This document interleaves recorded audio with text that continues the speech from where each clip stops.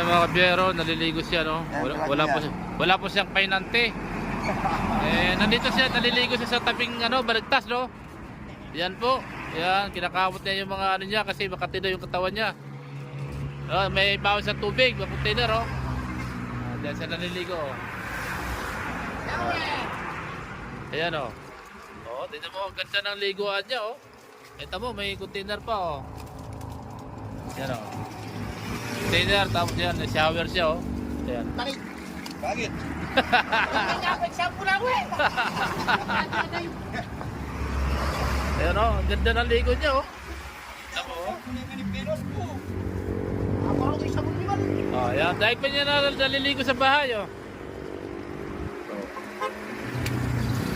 Tapos shower yung liguan niya, oh. Oh, di mo. Ito yung yacht niya. Matapos mo yung timba niya. Yung timba naman naman, may lalagay mo timba rito. Ay, hindi. Ilang timba tubig tamo, hindi ilang timba. May papasok mo kayong mga timba rito. Oo. Tapos na naligo niyan, tapos na. So, siyempre, press na naman. Ito, lami kayo, ah. Pagka ganyan bagong ligo daw, inaantok daw yan. Pag wala ka patulog. Lalo kung tumitibay sa Lalo ka tumitibay. Sa puyatan. kahit sa patay po kita. Oo. Anong vitamins ang gamit mo? Ay, mahirap pilin yun. Ha? Mahirap pilin. Vitamin? Turuan mo ako kung anong vitamins yan, kahit bibili ako. Hindi ka pwede. Bakit di pwede? Hindi na pwede sa may edad yun. May Yeah. edad ka na, di ba? Di bata-bata pa ako.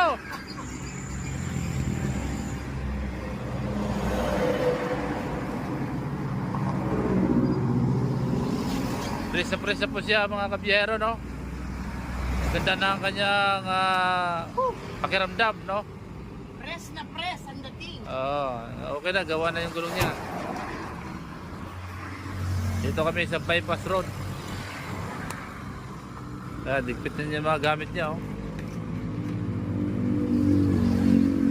Wala kasi kaming uwian. Dito lang kami sa bahay. Sa bahay. Sa truck. Ito sila, bubiyahe kami, no? Yung truck namin, parang bahay na rin to. Dito na tutulog. Kumakain kami kung saan kami kumakain sa mga kanderya. Yan. Masinop sa gamit to.